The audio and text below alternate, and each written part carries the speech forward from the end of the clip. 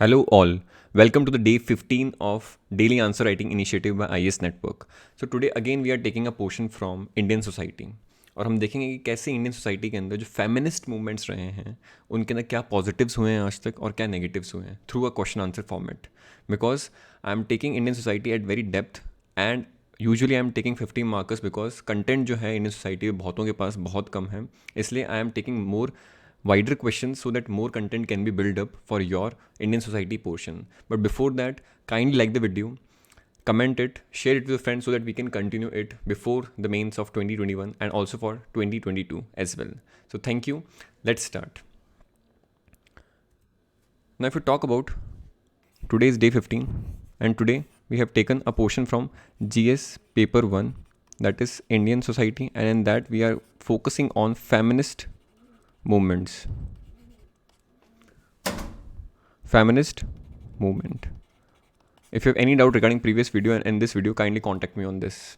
So if you look at the question which I have taken, the question is despite the progress made by Indian feminist movements, जो भी progress Indian feminist movements ने करी है आज तक, women living in modern India still face many issues of discrimination discuss. तो question ये कह रहा है सिंपली कि okay we are agreeing that Indian feminist movements जो आज तक हुए हैं उन्होंने खूब प्रोग्रेस किया कि अचीव करी है उन्होंने बहुत चेंजेस लेके आए हैं सोसाइटी के अंदर बोथ कॉन्स्टिट्यूशनल वे में बोथ लीगल वे में but they are still the modern lifestyle and in modern India the womens are still facing many issues discuss तो हमें इसको डिस्कस करना है तो 15 मार्कर्स जब भी क्वेश्चन आते हैं तो हमें क्या है कि सिंपली क्वेश्चन को क्या है कि जो पूछा उससे स्टार्ट करने के बजाय जो क्वेश्चन के अंदर इतनी सारी लैंग्वेज दी गई है उसको भी हमें क्या है कि फोकस करना पड़ता है तो हम क्या करेंगे पार्ट 1 के अंदर क्वेश्चन के प्रोग्रेस को डिस्कस कर लेंगे ब्रीफली ठीक है this can B usually 20 to 30 words और परसेंटेज ठीक है और बाकी मेन हम फोकस देंगे कि अभी क्या इश्यूज़ हैं उस पर हम मेन फोकस देंगे that should be our 70 to 80% and in conclusion we can give a way forward as we do in most of the cases अगर हम बात करें इंट्रोडक्शन की तो introduction again can be done in 2 ways that is what and why kind of introduction अगर हम इसमें कोई भी इंट्रोडक्शन ले सकते हैं व्हाट के अंदर बता सकते हैं कि इंडियन फेमिनिस्ट मूवमेंट्स का एजेंडा क्या था उनका ऑब्जेक्टिव क्या था गोल क्या था एम क्या था वाई के अंदर अब रिसेंटली कोई भी फेमिनिस्ट मूवमेंट जो रिसेंट टाइम्स में हुआ है उसको लेके भी आप स्टार्ट कर सकते हो like we can start with hashtag me to movement also that is also kind of feminist movement but हम यहाँ पर क्या करते हैं वॉट से स्टार्ट कर लेते हैं और वॉट से अगर हम स्टार्ट करें तो हम सिंपली लिख सकते हैं कि इंडियन फेमिनिस्ट मूवमेंट्स जो हैं they have from time immemorial stressed they have basically stressed on और upon the socio-economic, remind socio-economic and political ठीक है जो सारे मूवमेंट्स फेमिनिस्ट आस्पेक्ट्स में डोमेन में रहे हैं they mainly focus on the socio economic and political aspects slash rights of women ठीक है सारे इसी चीज़ों के लिए लड़े गए हैं ठीक है and similarly this particular socio-economic and political rights of women are also reflected in our constitution as the equality and liberty aspects of the constitution of India. तो सिंपली आप लिख सकते हो कि Indian feminist movements have stressed upon the socio economic and political rights of women and these ideals are also reflected in the constitution of India like equality and liberty under article 21 तो आपका ये basic सा हो जाएगा in fact जो भी Indian society के questions हैं उनमें मोस्ट ऑफ द क्वेश्चंस क्या है कि इसी वाले इंट्रोडक्शन से स्पेसिफिकली रिलेटेड टू वुमेन इससे सॉल्व हो सकते हैं तो हम ये इंट्रोडक्शन बेसिक सा ले सकते हैं अब बॉडी की बात करें तो फर्स्ट हमने बोला है कि थोड़ा सा क्या 15 मार्कर है डेप्थफुल क्वेश्चन है बड़ा क्वेश्चन है थोड़ा सा हम इंट्रोडक्शन या क्वेश्चन की जो लैंग्वेज है उसको भी हम एक्सप्लेन करने की कोशिश करेंगे तो हम ब्रीफ में पार्ट 1 के अंदर क्या एक्सप्लेन कर देंगे जो प्रोग्रेस इंडियन फेमिनिस्ट मूवमेंट्स ने आज तक अचीव करी है तो पार्ट 1 में briefly the progress we will be discussing अब हम देखते हैं बॉडी का पार्ट ए है उसमें प्रोग्रेस मेड पे बात करते हैं तो फर्स्ट प्रोग्रेस तो क्या है कि abolition of sex selective abortions तो हमने देखा है due to various feminist movements we have now achieve the abolition of sex selective abortions तो हमने क्या है कि इसको किस तरीके से देखा या किस तरीके से अचीव किया इसमें थ्रू PCPNDT एक्ट ठीक है through PCPNDT act we have actually abolish the sex selective abortions and this is was an achievement of the women counterpart तो PCPNDT एक्ट का मतलब को पता ही होगा pre conception pre natal diagnostic test technique act ठीक है तो एक्ट आया था यहाँ पर 1994 के अंदर आया था अराउंड और ये एक्ट क्या कहता है that is to ban what early sex determination and abortion simple सा तो this was an achievement of the feminist movement. Then there were certain amendments in the personal laws. ठीक है, पर्सनल लॉज के amendments की अगर बात करें तो there were amendments related to the various laws which were discriminating. These personal laws were highly discriminating, and therefore there were certain amendments were being brought. This can be seen in the right to inheritance. आपने देखा होगा right to inheritance के अंदर changes आए हैं. Also Hindu undivided family के अंदर भी क्या right to inheritance है, that is now giving more equal footing to the women counterpart. तो right to inheritance में आया. Then you have ट्रिपल तलाक. ठीक है, ट्रिपल तलाक एक्ट के अंदर क्या है, वो भी क्या है कि कॉन्स्टिट्यूशन जुडिशरी ने उसको सुप्रीमेसी दी है. That is we have now criminalised the triple तलाक कंसेप्ट. अब बात करें रिप्रेजेंटेशन ऑफ वुमेन्स, तो रिप्रेजेंटेशन ऑफ वुमेन्स को इंश्योर किया गया है कैसे, in the local bodies of urban areas as well as in rural areas from the Panchayati Raj institutions. तो वहाँ पर क्या है कि हमने 73rd and 74th constitutional amendment acts के अंदर क्या है ये प्रोग्रेस को अचीव किया है. That womens has been given more autonomy and more freedom and independency by giving them more freedom and representation in the in the political sphere in these lower politics. ठीक है, जहाँ पर हम rural और urban local bodies की बात कर सकते हैं.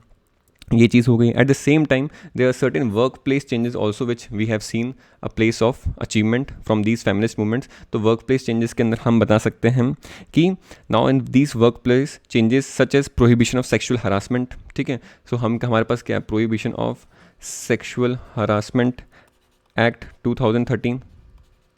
ठीक है, ये है हमारे पास. Then this was the act which was been formulated as per the Vishaka guidelines, as per the Vishaka guidelines.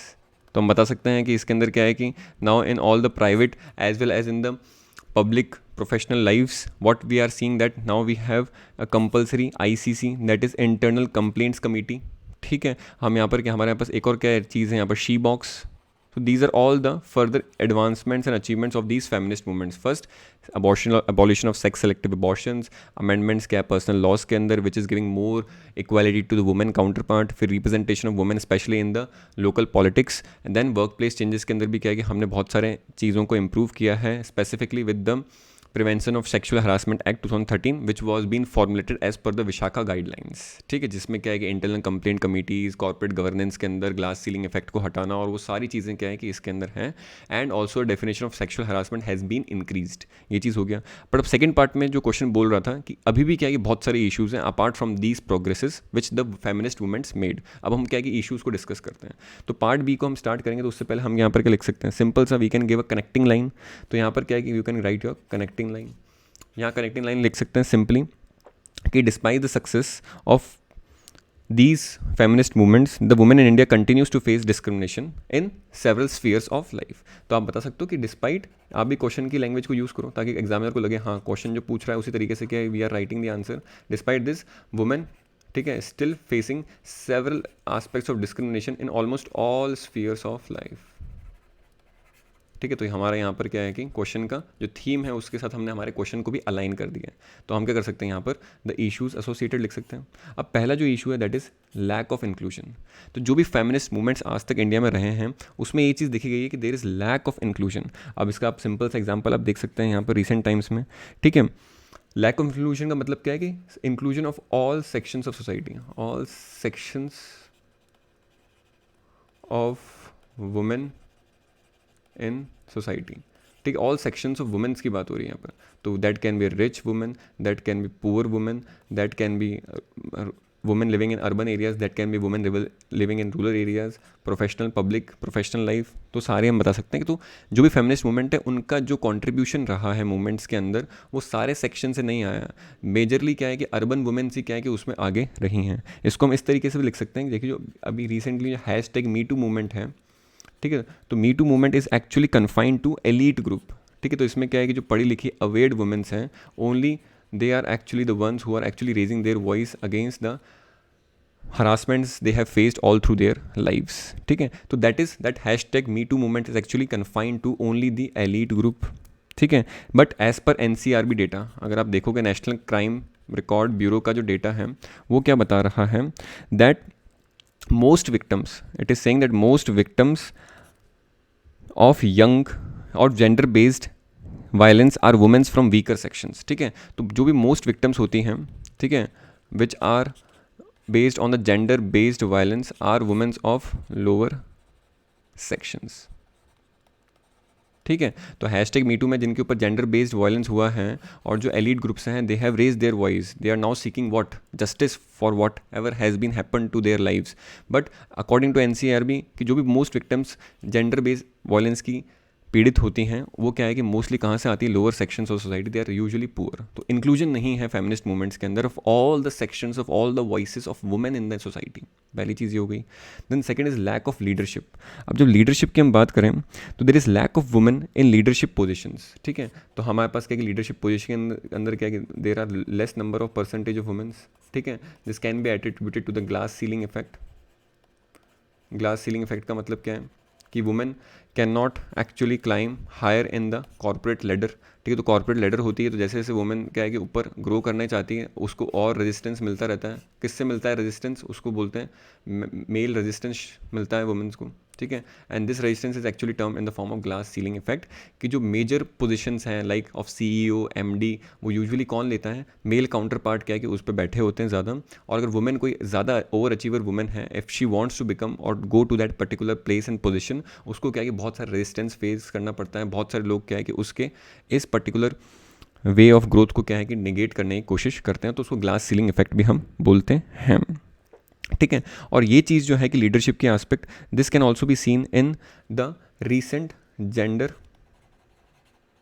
Gap report. ठीक है, तो जेंडर गैप रिपोर्ट जो है रीसेंट 2020 वाली, व्हाट इट सेज इज कि जो जेंडर वेज गैप है, gender wage gap will nearly take 100 years to close.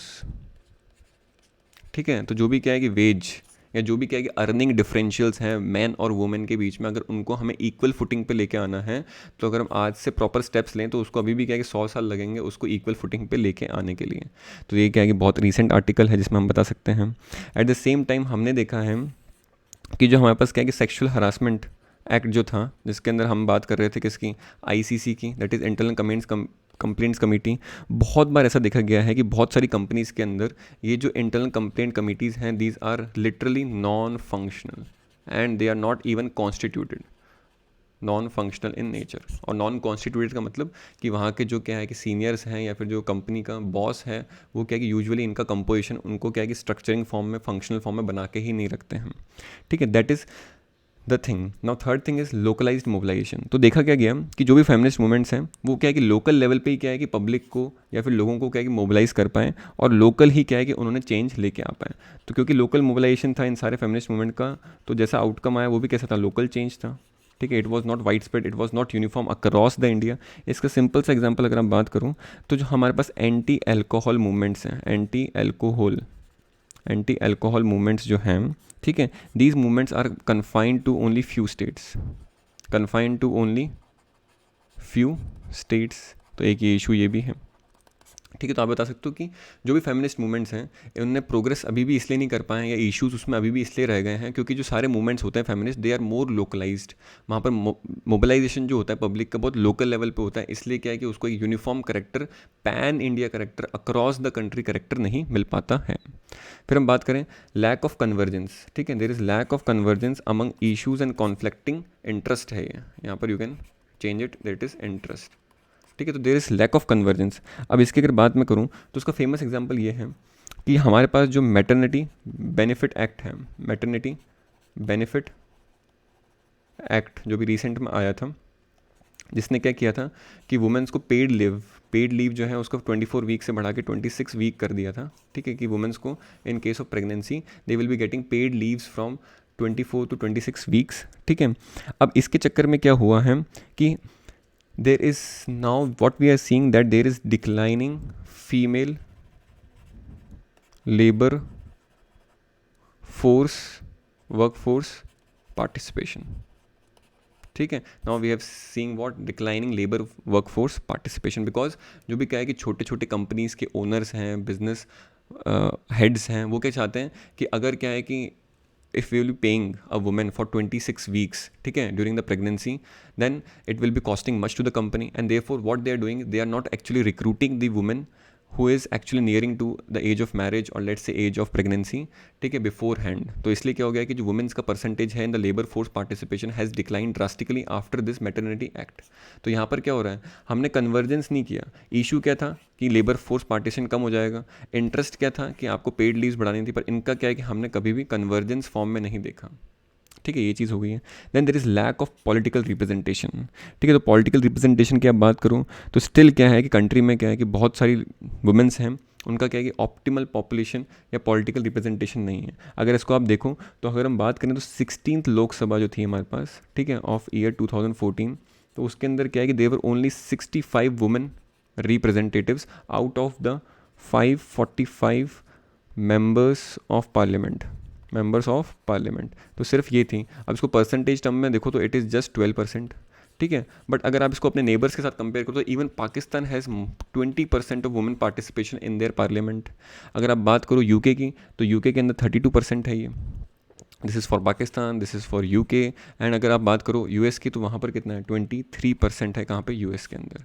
So and even in the BRICS country, ठीक है, ब्रिक्स कंट्रीज़ के अंदर और बहुत सारी सार्क कंट्रीज़ के अंदर भी क्या है कि इंडिया का जो ये रैंक है that is one of the lowest. तो हम ये बता सकते हैं कि अभी भी क्या है कि पॉलिटिकल रिप्रेजेंटेशन नहीं मिल पाया है despite the progress made by the feminist movement.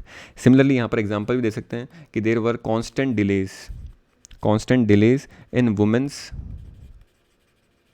Women's representation bill, ठीक है। तो रिप्रेजेंटेशन बिल क्या है कि हर बार डिले हो जाता है पार्लियामेंट में असेंट होने की वजह से, जो कि क्या है कि डिमांड करता है that 33% of the women should be given reservation in the parliament, ठीक है। तो वुमेन रिप्रेजेंटेशन के अंदर जो बिल है उसके अंदर क्या है कि there constant delay we have seen. अब बात करते हैं बहुत सारे अदर इशूज़ हैं। The other issues can be in terms of dowry deaths, हम देखते हैं, ठीक है, specially in parts of Haryana and other parts of the isolated and backward regions of the country. तो डॉवरी डेथ्स हैं। Then we see the issues of domestic violence is there. Then there are issues of मैरिशल rape, ठीक है, etcetera. These are continue to lack because of the lack of emphasis on gender sensitization. ये क्यों continue हो रहे हैं, because the movements are still not able to generate what we call as gender sensitization, ठीक है। Gender sensitisation क्या है कि अभी भी जो मूवमेंट्स हैं वो उसको नहीं कर पाए हैं deep down in the groups and communities and societies, ये चीज़ हो गई है। एट द सेम टाइम अगर हम बात करें तो जो रेडिकल फेमिनिस्ट मूवमेंट्स होते हैं, ठीक है, रेडिकल जो कि क्या है कि एक बार में बहुत ही ज़्यादा क्या है कि रेडिकल फेमिनिस्ट आस्पेक्ट्स को क्या है कि उठाने की कोशिश करते हैं। तो रेडिकल फेमिनिस्ट मूवमेंट्स जो होते हैं they do not gather mass support. तो ये सारे इश्यूज़ हैं जो कि आप क्या पॉइंट कर सकते हो with respect to and with help of examples etcetera. ये चीज़ कंप्लीट हो गई है। अगर हम बात करें इसको कैसे कंक्लूड करना है तो कंक्लूड में we can give a way forward. तो way forward you can simply write that considering these limitations there is a need that we now should take a comprehensive approach. सबसे पहले तो क्या ले लो आप, कॉम्प्रिहेंसिव अप्रोच ले लो to deal with these issues. कि कॉम्प्रिहेंसिव अप्रोच होना चाहिए, 360 डिग्री से क्या है कि उसको देखना चाहिए, इंटीग्रेटेड मैनर में आपको क्या है सॉल्यूशन पे आना चाहिए for doing advocacy for women rights and equality. Eight the same time जो वुमेन्स का मोबिलाइजेशन है दैट इज़ मोबिलाइजेशन, ठीक है, इस मोबिलाइजेशन को क्या है कि इंक्रीज़ करना चाहिए, इसको क्या है कि यूनिफॉर्म करेक्टर देना चाहिए, ठीक है, इसको एक डिस्टिंक्ट क्या है कि आस्पेक्ट हमें प्रोवाइड करना चाहिए, ठीक है। This can be done on a democratic basis पे कर सकते हैं इसको, ठीक है। वुमेंस को क्या है कि वुमेंस के काउंटर पार्ट को, ठीक है, या मोबिलाइजेशन जो होना चाहिए ग्रुप के अंदर, तो उसमें क्या है कि वुमेंस का साथ ज़्यादा देना चाहिए, ठीक है। देखा क्या गया है कि अगर मान लो एक पर्टिकुलर कॉन्स्टिट्यूएंसी में डिस्ट्रिक्ट के अंदर एक पर्टिकुलर वुमेन क्या है कि पॉलिटिकल रिप्रेजेंटेशन के थ्रू खड़ी होती है कहीं पे, तो even womens are not interested to have a women leader. तो हमें क्या है कि मोबिलाइजेशन करना चाहिए किसका, वुमेंस का, ताकि क्या है कि उनका रिप्रेजेंटेशन ज़्यादा हो, यूनिफॉर्म बेसिस पे क्या है कि पैन इंडिया दिखे, वहाँ पर डेमोक्रेटिक एलिमेंट्स क्या है कि वुमेंस की ग्रुप के अंदर कम्युनिटी के अंदर ज़्यादा हो, because women should first support a women rather than supporting his और हर फैमिली। तो ये चीज़ भी हमें क्या है कि फोकस करनी चाहिए।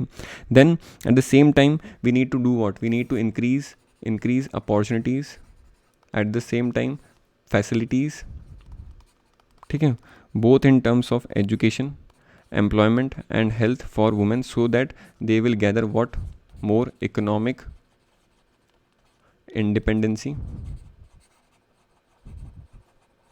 and then they can exercise more freedom. This should be our outcome.